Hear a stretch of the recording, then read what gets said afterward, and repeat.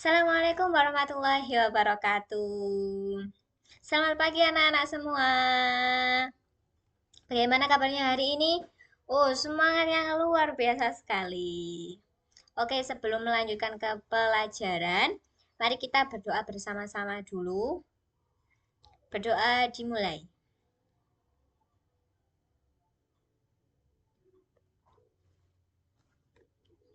Oke, melanjutkan pelajaran yang kemarin. Kemarin kita sudah belajar dari materi Daulah Abbasiyah. Sekarang kita melanjutkan ke materi selanjutnya yaitu Daulah Utsmani. Siapa yang sudah tahu apa saja materi hari ini yang akan kita bahas? Siapa yang tahu? Loh, kok gak ada yang tahu? Apakah semalam gak ada yang belajar? Ayo. Oke, langsung saja Ibu bacakan materi yang akan kita pelajari pada hari ini. Yang pertama yaitu lahirnya Daulah Utsmani. Yang kedua, strategi dan kebijakan pemerintah Daulah Utsmani. Yang ketiga, kemajuan peradaban Islam Daulah Utsmani. Dan yang keempat atau pembahasan yang terakhir yaitu kemunduran peradaban Islam Daulah Utsmani. Oke, langsung melanjutkan ke pembahasan materi kita yang pertama, yaitu lahirnya Daulah Utsmani atau sejarah terciptanya Daulah Utsmani. Oke, Daulah Utsmani berasal dari suku Kayi di Turki Barat yang melarikan diri dari serangan Mongol. Pemimpinnya adalah Sulaiman Shah yang tewas saat menyeberangi Sungai Eufrat. Putranya yaitu Ertugrul yang melanjutkan perjalanan ke Anatolia dan membantu Sultan Alauddin I dari Bani Saljurum melawan Bizantium. Atas jasanya, Ertugrul diberi wilayah dan gelar kehormatan. Setelah wafatnya Ertugrul pada 1288 Masehi, kepemimpinannya diteruskan oleh putranya, yaitu Utsman. Karena kesetiaannya, Utsman diberi gelar Bey serta diberi hak-hak istimewa, termasuk mencetak mata uang sendiri pada tahun 1299 Masehi. Setelah Alauddin Utsmaniyah menandai berdirinya Kesultanan Utsmani dengan ibu kota di Kurhishar, Daulah Utsmani kemudian merubah dan tumbuh menjadi kerajaan Islam besar yang memberi pengaruh luas dalam penyebaran Islam di Indonesia melalui urusan para sultan. Lanjut ke materi pelajaran selanjutnya, yaitu strategi dan kebijakan pemerintah Daulah Utsmani. Jadi di masa Daulah Utsmani ini ada banyak pemerintah yang ikut memajukan dalam Daulah Utsmani ini. Salah satunya yaitu Utsman yang menjabat dari tahun 699 Masehi sampai 726 Hijriah sebagai pendiri membangun daulah atas dasar peraturan suku Turki dan menggunakan kekuatan spiritual. Yang kedua, ada Orkan yang menjabat dari tahun 726 sampai 761 Hijriah.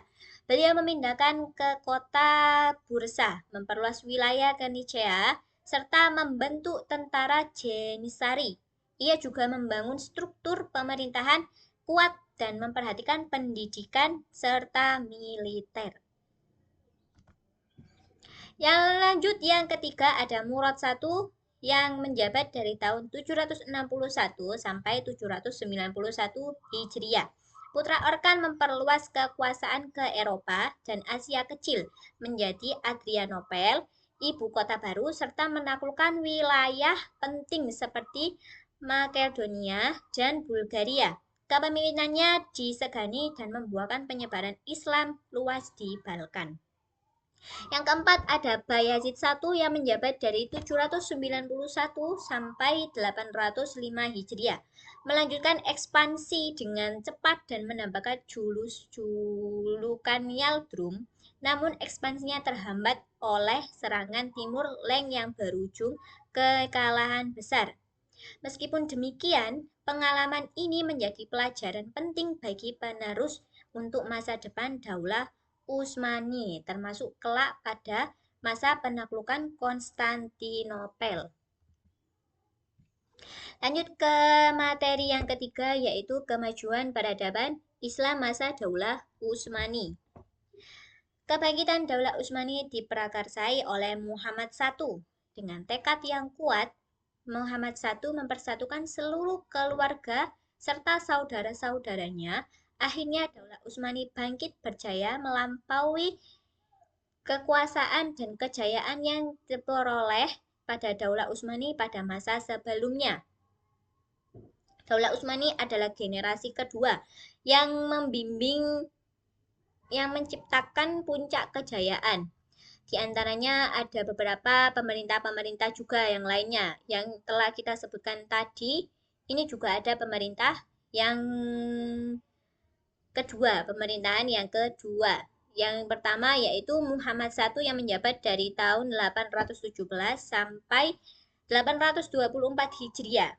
Beliau dengan kecerdikan dan diplomasi berhasil mempersatukan keluarga Utsmani dan menunjukkan kejayaan Daulah Utsmani. Ia memperkuat tentara serta menata pemerintahan dan mencintai ilmu serta ulama serta masyarakat. Yang kedua ada Murad II yang menjabat dari tahun 824 sampai 855 Hijriah.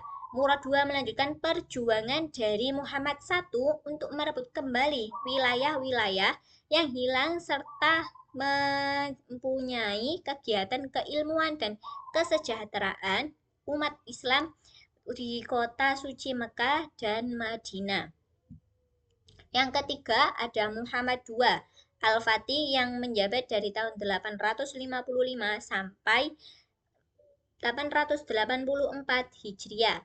Puncak awal kejayaan dicapai oleh Muhammad II Al-Fatih yang pada usia 22 tahun. Ayo, siapa yang di sini besok pada usia 22 tahun mencapai kejayaan seperti Muhammad II Al-Fatih ini? Oke, pastinya semuanya punya cita-cita seperti itu ya.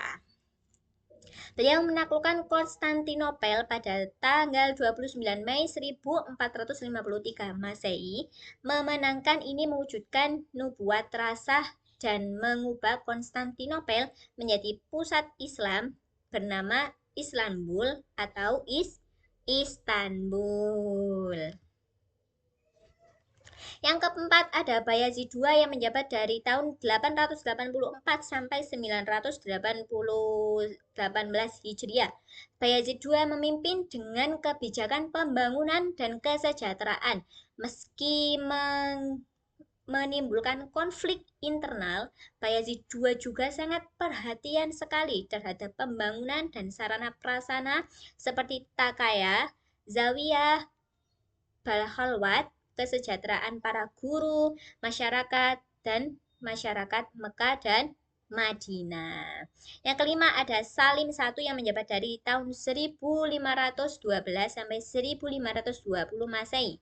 Salim I merupakan salah satu penguasa Utsmani yang paling berhasil dan dihormati. Giat, pekerja keras, meski masa kekuasaannya terbilang singkat, para sejarawan sepakat bahwa Salim mempersiapkan Daulah Utsmani untuk mencapai titik puncaknya pada masa putra penerusnya. Yang keenam ada Sulaiman Al-Qanuni yang menjabat dari tahun 1207 sampai 1974 Hijriah.